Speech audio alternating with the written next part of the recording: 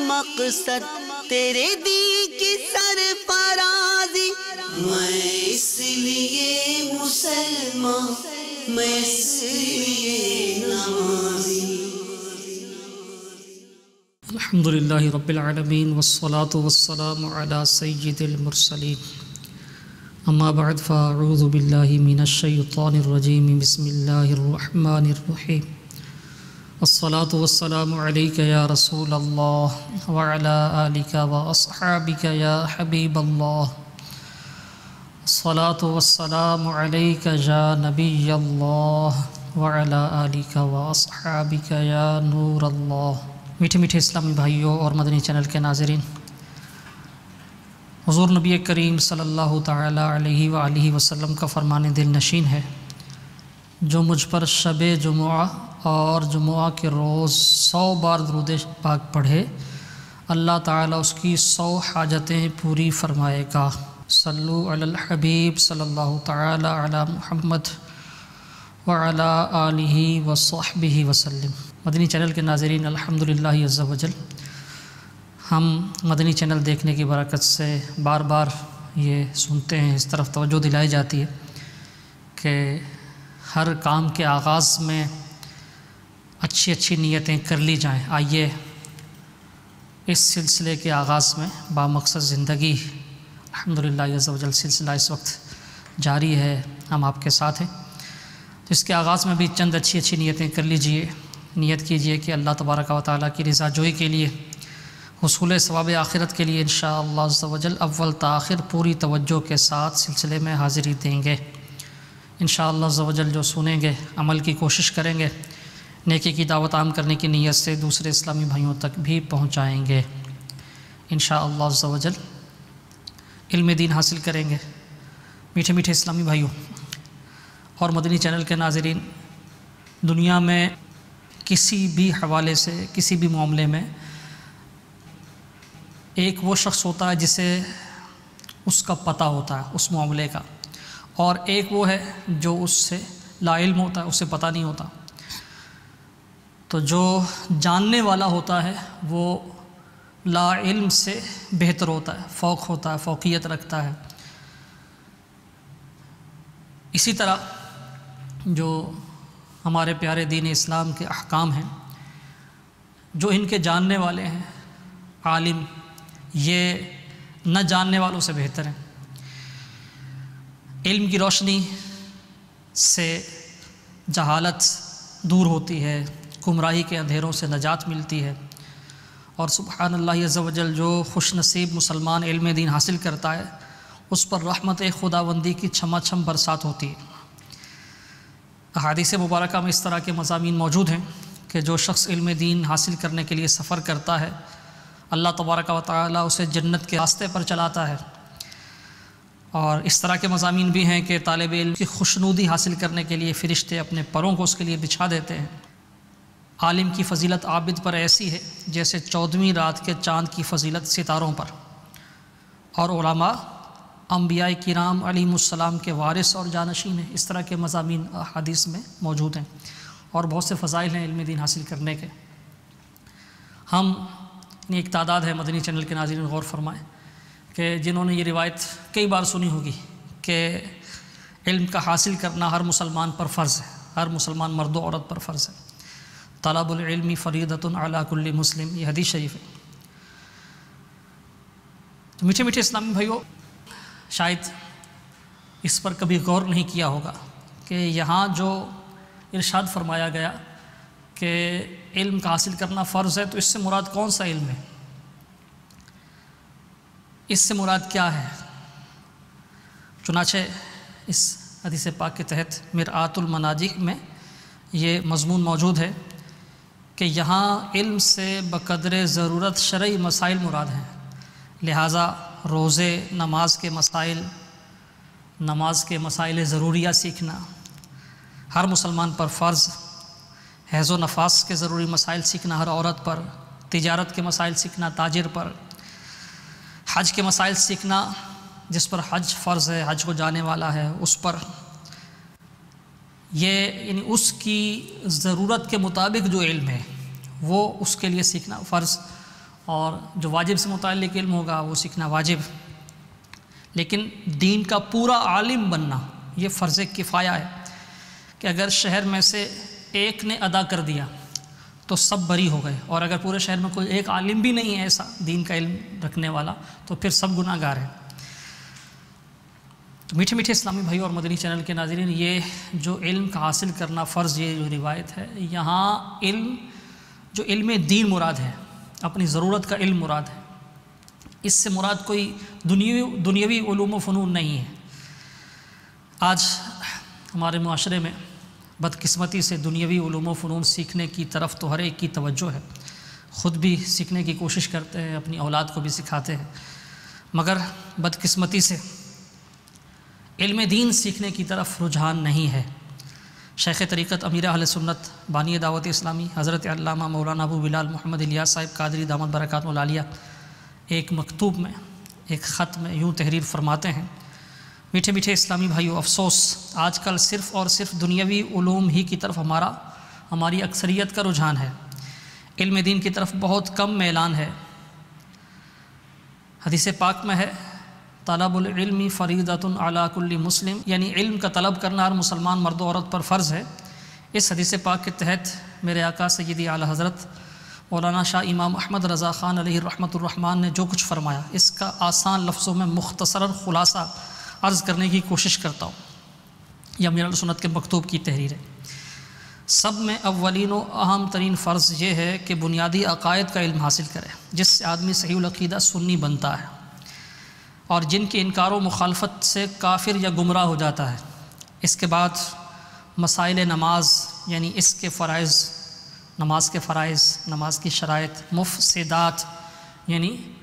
وہ افعال جن سے نماز فاسد ہو جاتی ہے، نماز توڑنے والی چیزیں، یہ سیکھے تاکہ نماز صحیح طور پر ادا کر سکے۔ پھر جب رمضان المبارک کی تشریف آوری ہو تو روزوں کے مسائل، مالک نصاب نامی یعنی حقیقتاً یا حکماً بڑھنے والے مال کے نصاب کا مالک ہو جائے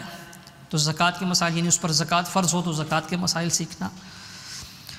صاحب استطاعت ہو تو حج کے مسائل، نکاح کرنا چاہے تو اس کے ضروری مسائل، تاجر ہو تو خرید و فروخت کے مسائل، مزارع یعنی کاشتکار، زمیندار کسان ہو تو کھیتی باڑی کے مسائل، کہیں ملازمت اختیار کرنا چاہے، کہیں ایمپلائے بننا چاہے، جاب حاصل کرنا چاہے، ملازم بننے اور ملازم رکھنے کے مسائل وغیرہ۔ وَعَلَىٰ هَٰذَا الْقِيَاسِ یعنی اسی پر قیاس کرتے ہوئے ہر مسلمان عاقل بالغ مرد و عورت پر اس کی موجودہ حالت کے مطابق مسئلے سیکھنا فرض عین ہے۔ اسی طرح ہر ایک کے لیے مسائل حلال و حرام سیکھنا بھی فرض ہے، نیز مسائل قلب یعنی باطنی بیماریوں سے متعلق باطنی مسائل، یعنی فرائض قلبیہ مثلا عاجزی و اخلاص، توکل، ان کو حاصل کرنے کا طریقہ، باطنی گناہ مثلا تکبر، ریاکاری، حسد وغیرہ، ان کا علاج، ان کی پہچان اور ان کا علاج سیکھنا ہر مسلمان پر اہم فرائض سے ہے۔ یہ امیر اہل سنت دامت برکاتہ العالیہ کی تحریر تھی جو مجھے آپ کے سامنے پڑھ کر سنانے کا شرف حاصل ہوا۔ میٹھے میٹھے اسلامی بھائیوں، مدنی چینل کے ناظرین، یہ جو ابھی آپ نے سنا، شرعی احکام آپ نے سنے، اس سے معلوم ہوا کہ علم دین حاصل کرنا یہ محض چند لوگوں کے ذمے نہیں ہے، بلکہ اپنی موجودہ کیفیت و حالت کے مطابق مسائل سیکھنا ہر مسلمان پر فرض ہے، یعنی جو اس کے لیے ضروری ہیں اس کی حالت کے مطابق۔ مگر افسوس آج کا مسلمان زندگی کی ضرورتوں، سہولتوں، آسائشوں کے حصول میں اتنا مگن ہو گیا ہے کہ اس کے پاس علم دین سیکھنے کا وقت نہیں۔ ایسا بھی دیکھا گیا ہے کہ سالہ سال سے نماز فرض ہو چکی، پڑھتے بھی ہیں، مگر آج تک طہارت حاصل کرنے کا طریقہ نہیں سیکھا، وضو کرنا نہیں آتا، یا نماز میں ایسی غلطیاں کرتا ہے کہ اس کی نماز فاسد ہو جاتی ہے، نماز ٹوٹ جاتی ہے، کسی کی قرأت درست نہیں ہے، کوئی سجدہ غلط کرتا ہے، کئی ایسے ہیں کہ جو کئی حج انہوں نے کیے ہوئے ہیں مگر حج کے ضروری مسائل نہیں پتہ، برسوں سے رمضان المبارک کے روزے رکھ رہے ہیں مگر پتہ نہیں ہے کہ شرعی اعتبار سے سحری کا وقت کب ختم ہوتا۔ یہ تو یعنی جو عبادات سے متعلق تھا وہ میں نے عرض کیا. عبادات سے متعلق یہ حال ہے، جو عبادات فرض ہیں ان کے ضروری احکام نہیں پتہ. جہاں تک معاملات مثلا خرید و فروخت، گھر کے معاملات، زوجین کے حقوق، نکاح و طلاق، کسی کو ملازم رکھا ہوا ہے اس سے متعلق ضروری احکام، یا کہیں ملازمت کرتے ہیں تو ایک اجیر کے لیے، ایک ایمپلائی کے لیے، ایک جو ملازم ہے اس کے لیے کیا سیکھنا ضروری ہے، کن چیزوں پر عمل کرنا ضروری ہے. تو یہ علم دین سے محرومی کا یہ عالم ہے کہ اس طرف تو توجہ ہی نہیں ہے. اکثر ایسا ہوتا ہے کہ بہت کچھ کرتے ہیں، ہم تجارت بھی کرتے ہیں، اپنے بزنس کو بڑھاتے بھی ہیں، اس کے لیے پلاننگ کرتے ہیں. جو ملازمت کر رہا ہے وہ اپنی اچھی سے اچھی ملازمت کی تلاش میں رہتا ہے. یہ تو ایک کمائی کے معاملات ہیں. اس کے علاوہ بھی دوستی کئیوں سے ہوگی. بہت سے ہمارے رشتہ دار ہیں، ہمارے گھر کے افراد ہیں، ہمارے ماں باپ ہیں، بہن بھائی ہیں، ہمارے بچے ہیں، دیگر رشتہ دار ہیں، پڑوسی ہیں، دیگر مسلمانوں سے ہمارے تعلقات ہیں، معاشرت کے بہت سے معاملات ہم سے متعلق ہیں، ہم بہت سے لوگوں سے متعلق ہیں، بہت سے لوگ ہم سے متعلق ہیں. ہمارے ہر ایک کے ساتھ شب و روز، لین دین، اٹھنا بیٹھنا، چلنا پھرنا، سب کچھ یہ معاملات ہیں. تو ہم بہت کچھ کرتے ہیں، لیکن آج تک شاید نہیں سوچا ہوگا کہ جو کرنے جا رہے ہیں یہ جائز بھی ہے یا ناجائز. میں جو کاروبار کر رہا ہوں بظاہر تو وہ جائز ہی ہے، حلال ہی ہے، تجارت کر رہا ہوں، لیکن اس میں کتنے ایسے معاملات ہیں کہ جن میں پڑ جانے سے وہ حرام کمائی، حرام کی طرف یعنی کمانا حرام ہو جائے گا. یوں ہی ملازمت ایک عرصے سے کرتے ہیں، لیکن آج تک شاید یہ غور نہیں کیا ہوگا کہ ملازمت کے جو اصول ہیں ان پر عمل کرنا کتنا ضروری ہے میرے لیے. وہ ہیں کیا کیا، کہ ایسا تو نہ ہو کہ میں اپنی طرف سے وہ جائز کام کر رہا ہوں اور اس کچھ ایسی بے احتیاطیاں ہو رہی ہوں کہ میری کمائی حرام ہو رہی ہو، مجھے وہ اجرت جو ہے، جو میری سیلری ہے، تنخواہ لینا میرے لیے جائز نہ ہو، یا اس میں سے کچھ حصہ لینا میرے لیے جائز نہ ہو. تو یہ معاملات کا حال ہے. عقائد کا معاملہ سب سے زیادہ نازک ہے. ہماری غالب اکثریت تشویش کی حد تک اپنے عقائد کی تفصیل سے لا علم ہے. اس وجہ سے بہت سے ایسے کلمات بول دیے جاتے ہیں جنہیں علماء کرام جو ہے وہ کفر قرار دیتے ہیں. الغرض جہالت کا ایک طوفان بپا ہے. جھوٹ، غیبت، چغلی، امانت میں خیانت، والدین کی نافرمانی، مسلمانوں کو بلا وجہ شرعی اذیت دینا، بغض و کینہ، تکبر، حسد، اس جیسے نہ جانے کتنے مہلکات ہیں جن کا سیکھنا ہم پر فرض ہے، مگر مسلمانوں کی بہت بڑی تعداد کو ان کی تعریفات تک نہیں پتہ. ہم میں سے ہر ایک کو چاہیے، مدنی چینل کے ناظرین، کہ علم دین خود بھی سیکھیں اور دیگر مسلمانوں کو بھی اس کی ترغیب دلائیں اور اپنی اولاد کو بھی یہ سکھائیں. اولاد کے حقوق میں سے ہے کہ ہم ان کو ادب سکھائیں. جو علوم سیکھنا ان کی کیفیت کے مطابق فرض واجب ہیں. والدین کی ذمہ داریوں میں سے یہ بھی ہے کہ ان کو وہ بھی سکھائیں، یعنی اسکول کالج کی تعلیم کے ساتھ ساتھ ان کو اللہ تبارک و تعالیٰ اور اس کے پیارے حبیب علیہ الصلاۃ والسلام کے فرامین، دین اسلام کے احکامات یہ بھی سکھائے جائیں. حصول علم کے ذرائع، علم کیسے حاصل ہو، اس کا ایک ذریعہ تو یہ ہے کہ ہم باقاعدہ کسی عالم دین کے پاس جائیں، کسی دارالعلوم میں، جو دنیاوی تعلیم کے اداروں کو اسکول کالج یونیورسٹی کہتے ہیں اور دینی تعلیم کے اداروں کو دارالعلوم کہتے ہیں، جامعہ کہتے ہیں، مدرسہ کہتے ہیں. تو ایک تو یہ ہے کہ باقاعدہ کسی جامعہ میں، کسی دارالعلوم میں، کسی مدرسے میں باقاعدہ داخلہ لے کے ہم عالم کورس کر لیں. دوسرا، علماء کرام کی صحبت اختیار کریں، ان سے علم سیکھیں. تیسرا، دینی کتب کا مطالعہ کرنا، دینی کتابوں کا پڑھنا، مطالعہ کرنا. چوتھا، علماء کرام کے مبلغین کے بیانات سننا، مدنی چینل دیکھنا، یہ بھی علم دین حاصل کرنے کا ذریعہ ہے وغیرہ. تو یہ ذرائع ہیں علم دین کے حصول کے. اب فی زمانہ ہم میں سے ہر ایک اپنی ضرورتوں میں مگن ہے، جو ہمارے معاملات ہیں ان کو ہم پورا کر رہے ہیں، تو ہر ایک کے لیے یہ تو ممکن نہیں ہے کہ وہ باقاعدہ درس نظامی کرے، عالم کورس کرے، کسی دارالعلوم وغیرہ میں داخلہ لے۔ البتہ علماء کرام کی صحبت ہر ایک کو اختیار کرنی چاہیے، علماء کرام کے بیانات سننے چاہیے، مبلغین کے بیانات سننے چاہیے، مدنی چینل دیکھتے رہنا چاہیے، اور ایک بہت بڑا ذریعہ مطالعہ ہے علم دین حاصل کرنے کا۔ ہم یہ ذرائع اپنے اوقات کو ترتیب دے کے جتنے زیادہ اختیار کریں گے انشاءاللہ علم دین میں اتنا ہی زیادہ اضافہ ہوگا۔ آئیے آج بامقصد زندگی جو ہمارا سلسلہ، اس میں مطالعہ سے متعلق ہم چند مدنی پھول سیکھتے ہیں کہ مطالعہ جو ہے یہ کس طرح کیا جائے۔ یہ تو علم دین کی اہمیت سیکھنا کتنا ضروری ہے، اور کون کون سے علوم جو ہیں وہ ضروری ہیں ہمارے لیے سیکھنا، اس کا کچھ تو الحمدللہ یہاں آج سلسلے میں سیکھنے کا موقع ملا۔ اب تفصیلی طور پر تو یہ بیان نہیں ہو سکتا کہ ہر ایک کی کیفیت کے مطابق اس پر علم سیکھنا، علم دین سیکھنا فرض واجب ہوتا ہے۔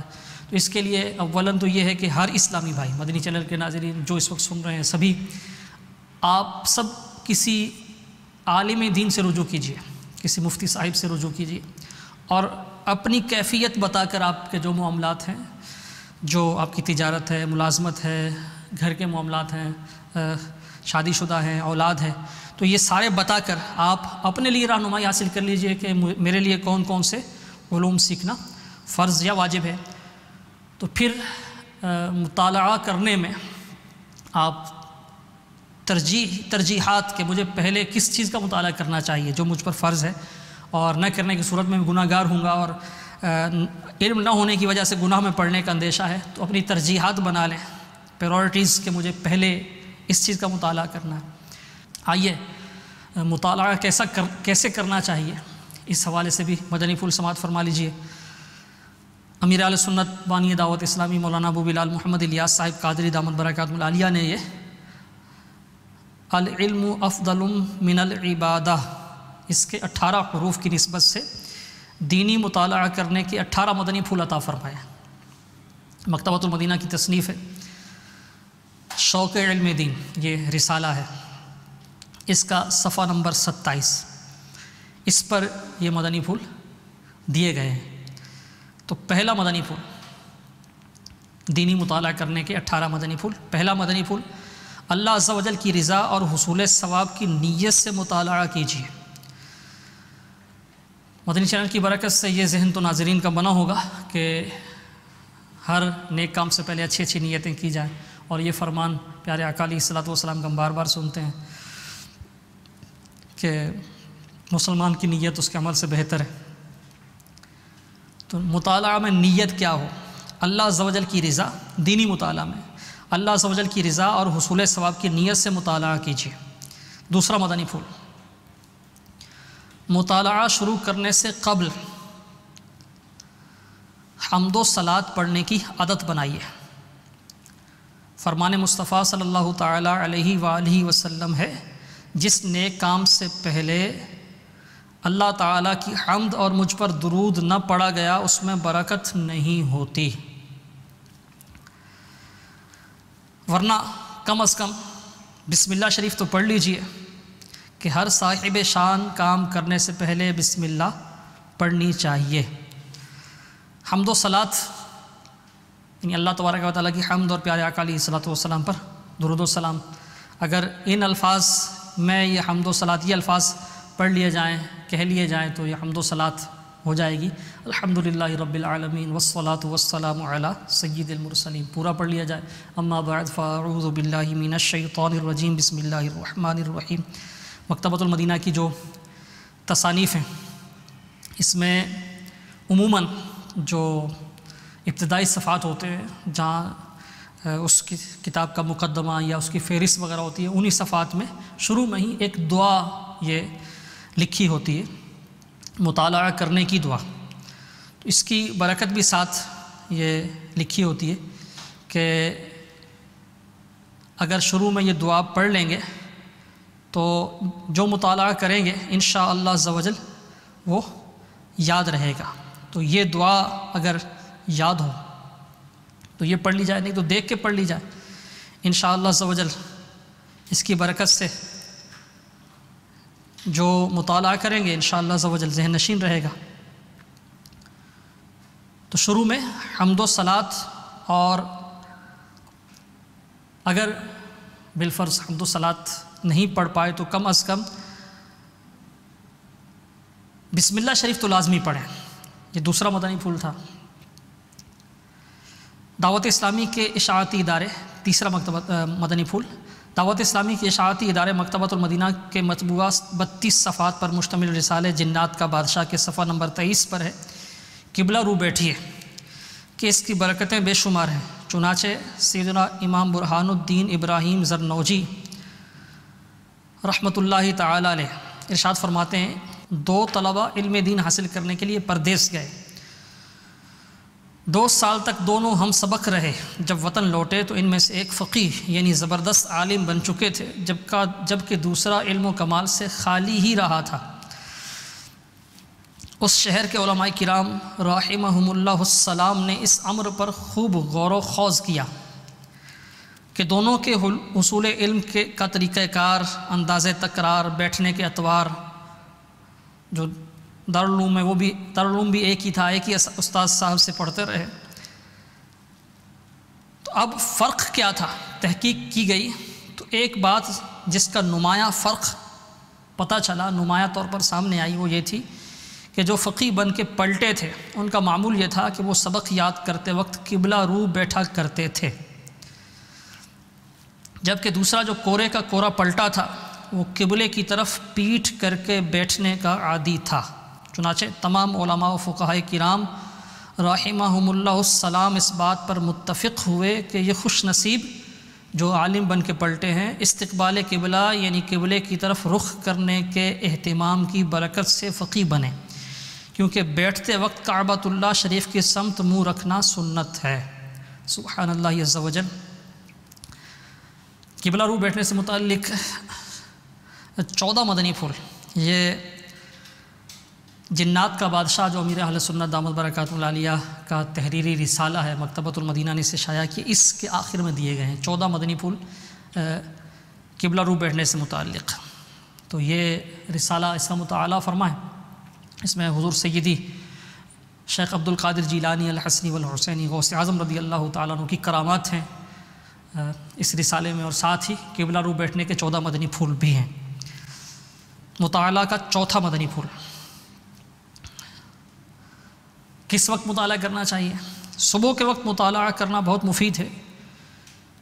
کیونکہ عموماً اس وقت نیند کا غلبہ نہیں ہوتا اور ذہن کام زیادہ کرتا، یعنی نیند پوری ہوتی ہے، اس وجہ سے مطالعہ اس کا تعلق ذہن سے ہے، اور جو بھی ہم پڑھیں گے وہ ذہن نشین ہوگا، تو ذہن تازہ ہوگا، نیند پوری ہوگی۔ تو صبح کا وقت بہت مفید ہے، نہیں تو جب آپ کوئی ٹینشن وغیرہ نہ ہو، نیند آپ کی پوری ہو، کسی بھی وقت مطالعہ کریں تو اگر اس انداز پر نیند پوری ہوگی، ذہنی طور پر آپ کو تازگی ہوگی، تو انشاءاللہ عز و جل زیادہ فائدہ ہوگا۔ 5واں مدنی پھول، شور و غل سے دور پرسکون جگہ پر بیٹھ کر مطالعہ کیجیے۔ 6واں مدنی پھول، اگر جلد بازی یا ٹینشن یعنی پریشانی کی حالت میں پڑھیں گے، مثلاً کوئی آپ کو پکار رہا ہے اور آپ پڑھے جا رہے ہیں، یا استنجا کی حاجت ہے، آپ یعنی وہ حاجت کے باوجود آپ مطالعہ کیے جا رہے ہیں، تو ایسے وقت میں توجہ آپ کی مطالعہ کی طرف نہیں رہ پائے گی، اور آپ کا ذہن آپ کا ساتھ نہیں دے گا۔ پھر کیا ہوگا کہ جو آپ پڑھیں گے وہ ذہن نشین نہیں ہوگا، یا پھر غلط فہمی کے امکانات بھی اس سے بڑھ جاتے ہیں، توجہ کسی اور طرف ہو، پڑھیں گے کچھ سمجھیں گے کچھ۔ 7واں مدنی پھول، کسی بھی ایسے انداز پر جس سے آنکھوں پر بہت زور پڑے، مثلاً بہت مدھم یا تیز روشنی میں، اسی طرح چلتے ہوئے یا چلتی گاڑی میں یا لیٹے لیٹے یا کتاب پر جھک کر مطالعہ کرنا، یہ آنکھوں کے لیے مضر یعنی نقصان دہ ہے۔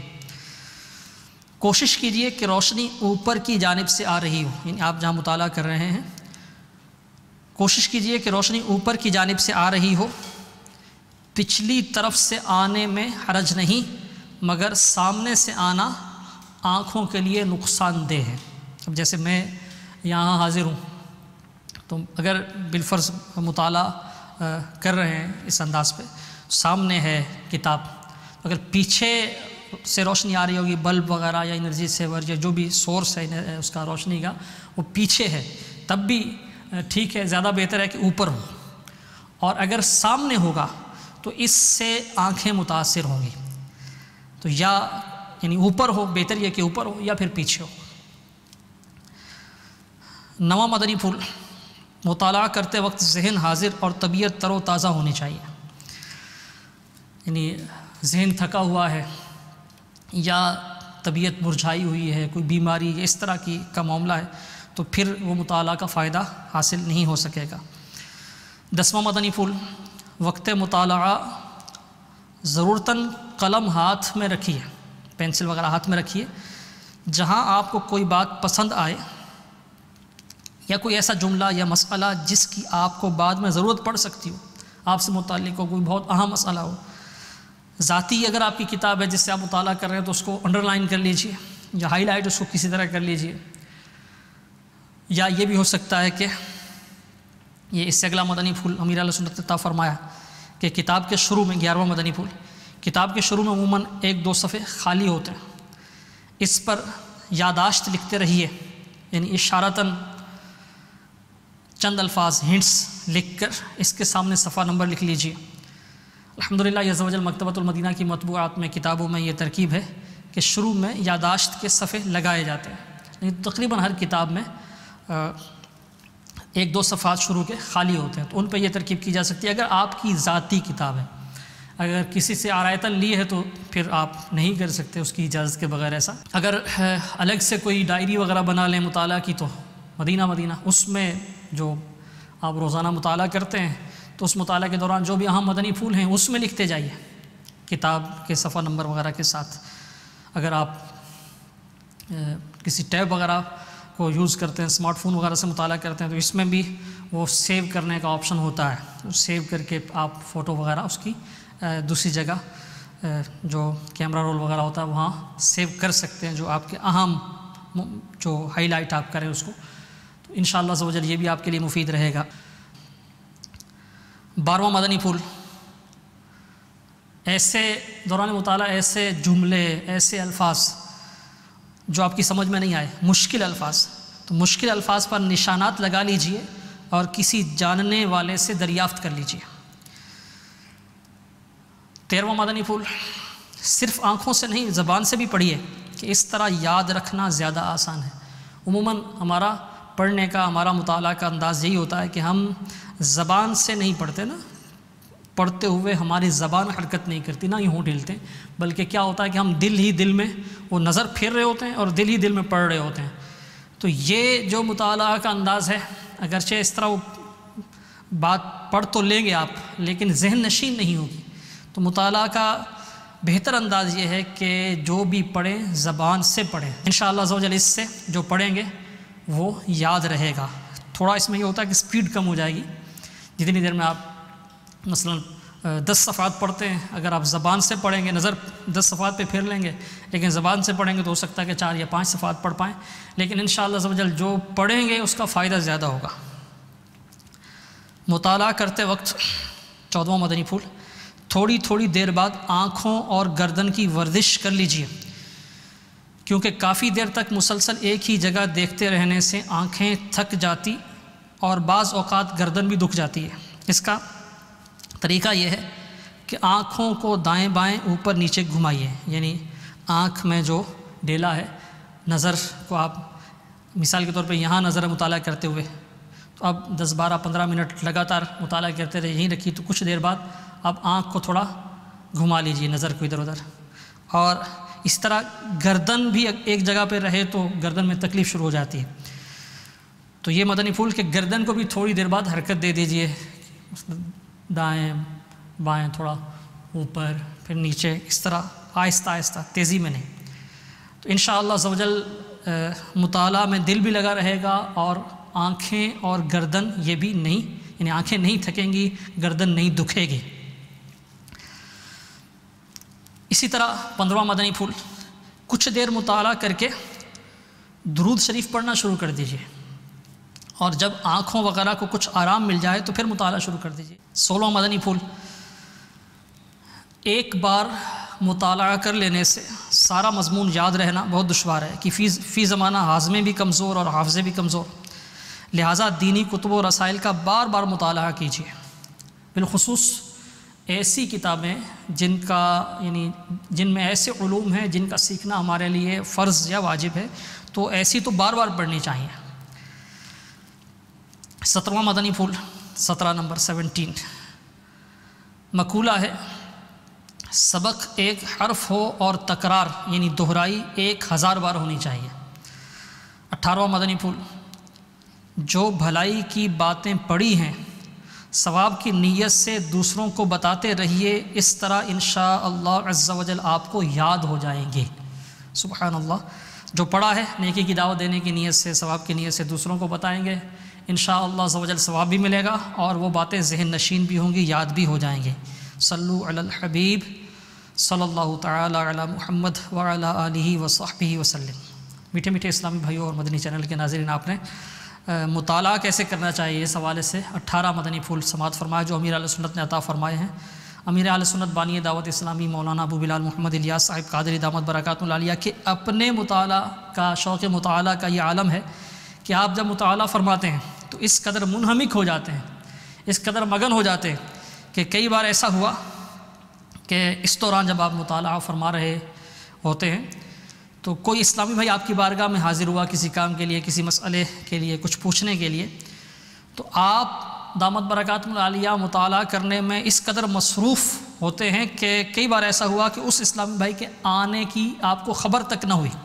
اور کچھ دیر بعد اتفاقاً وہ نظر اٹھائی تو پتہ چلا کہ یہ اسلامی بھائی موجود ہیں، اور پھر انہوں نے اپنی ضرورت وغیرہ پیش کی۔ آپ دامت برکاتہ العالیہ نہ صرف خود مطالعے کا شوق رکھتے ہیں بلکہ اپنے مریدین، اپنے متوسلین، اپنے محبین، بلکہ سبھی کو مطالعے کی ترغیب دلاتے رہتے ہیں، بالخصوص ان کتب کی جس میں اس طرح کے علوم ہیں فرض اور واجب۔ امیر اہل سنت دامت برکاتہ العالیہ نے اس پرفتن دور میں آسانی سے نیکیاں کرنے اور گناہوں سے بچنے کے طریقہ کار پر مشتمل شریعت و طریقت کا جامع مجموعہ سوالات کی صورت میں مدنی انعامات کے نام سے مرتب کیا ہے۔ اسلامی بھائیوں کے لیے 72 مدنی انعامات ہیں، اسلامی بہنوں کے لیے 63 ہیں، طلباء علم دین کے لیے 92، دینی طالبات کے لیے 83 مدنی منوں اور مدنی منیوں کے لیے 40، جبکہ